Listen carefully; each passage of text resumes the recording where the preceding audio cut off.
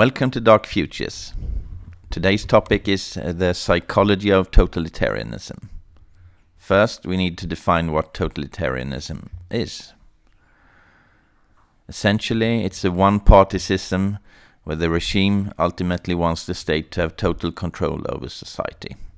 That typically includes mass media, sports, architecture, the army, the police, the judicial system, the education system, and so on. As Mussolini put it, everything within the state, nothing outside the state, nothing against the state. In totalitarian states, the regime wants to stay in power at all costs, so that it can realize its ideological goals. Hence, totalitarian states are characterized by uniformity, fanaticism, orthodoxy, propaganda, repression, surveillance, and secret police forces. The regime typically also utilizes pure terror, which includes mass arrests, purges, indefinite imprisonment, forced labor camps, torture, and summary executions. As Mao Zedong put it, political power grows out of the barrel of a gun. The most infamous examples of totalitarian states are Nazi Germany, Fascist Italy, the Soviet Union, China, and North Korea. Of these states, North Korea is probably the most totalitarian, at least in terms of control, due to its extremely regulated society and extremely efficient mind control. In short, totalitarianism is a nightmare. So, how is it even possible that totalitarian states can arise? What makes totalitarianism so alluring to people? In other words, what are the psychological mechanisms behind totalitarianism? The first mechanism is the need for stability. Almost invariably, troubled times precede totalitarianism. In Russia, to take an obvious example, poverty, famine, the defeat in World War I, social unrest, the February and October revolutions, and the civil war paved way for the radical Bolshevik transformation of the country. It's perfectly natural for people to tolerate or even welcome a dictatorship in such a situation, because any kind of law and order is preferable to anarchy. Totalitarian systems are indeed stable. The one in Nazi Germany functioned until the very end, despite invasion and chaos. The one in the Soviet Union lasted for almost 7 decades. The ones in China and North Korea are still going strong after almost 8 decades. The second mechanism is the desire for uniformity. Many, if not most people, want their peers and their society to be uniform, and they enforce this desire with customs and norms, and sometimes even regulations and laws. The reason is, of course, that they want to feel safe and not be exposed to anything unpredictable. Totalitarian regimes take this further, institutionalizing uniformity and complementing peer pressure with terror. For totalitarians, everything irregular is suspicious and must be suppressed.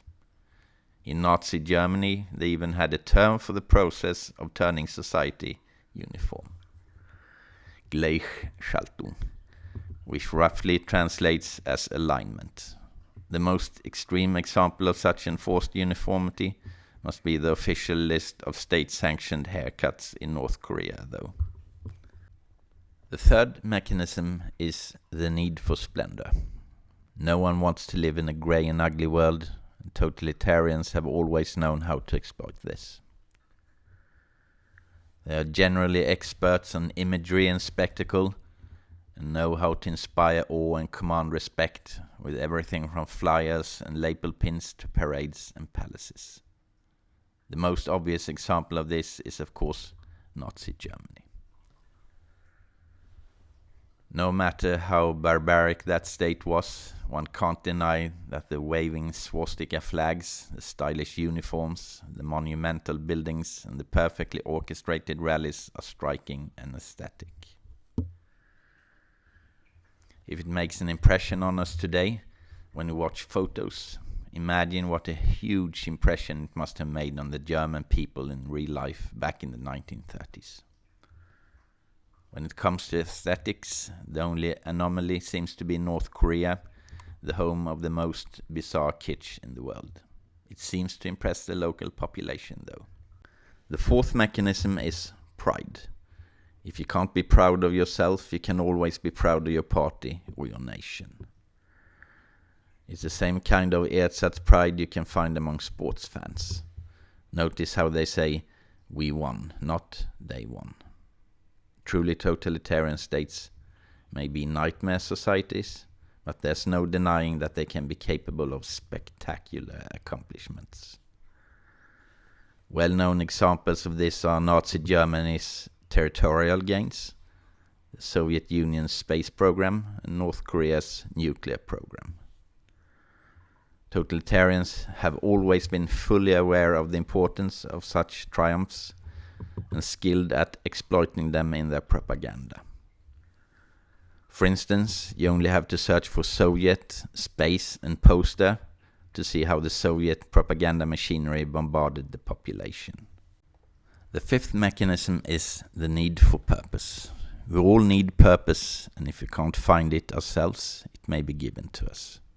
For a confused soul who asks himself what the purpose of his life is, a totalitarian party can be the answer. As a party member, he is given a black and white worldview and a clear cause to fight for. He becomes part of something bigger, a cadre, a party, a people, a nation. He will never again feel lonely and confused. It's no coincidence that youths, searching souls by default, often get enchanted by totalitarian parties. There are staggering resemblances to religion, and this might be intentional. Congregations are substituted by party organizations, commandments by orders, Holy Scripture by manifestos, and God by dictator. Finally, we come to the probably most controversial mechanism, the desire to dominate other human beings. In totalitarian states, party members tend to hunger for power. They know that they never will be at the bottom of the pyramid themselves because there are always persecuted minorities like Jews and kulaks. Revolutions open up new career opportunities, and they seek to be squad leaders, party officials, officers, mayors, governors, and what have you. This desire for domination doesn't seldom manifest as sadism. In Nazi German and Soviet concentration camps, prisoners were treated like animals and abused, tortured, and killed on a regular basis. Stalin clearly found delight in compiling lists over whom should be sent to Gulag or executed. And Hitler had the officers who plotted against his life slowly garroted by being hanged with piano wire suspended from meat hooks. The list goes on. These are all very human desires and needs which will never disappear. Hence, the threat of totalitarianism arising again will always loom over our societies. There will be dark days ahead, and who knows what they will entail. Possibly there will once again be uniformed men with waving flags marching in our streets, and prisoners in striped clothes toiling behind barbed wire in forced labor camps. Who knows? Well, that was my 2 cents. Maybe you disagree with something or think that something is missing. If so, let me know in the comments. Thank you for watching.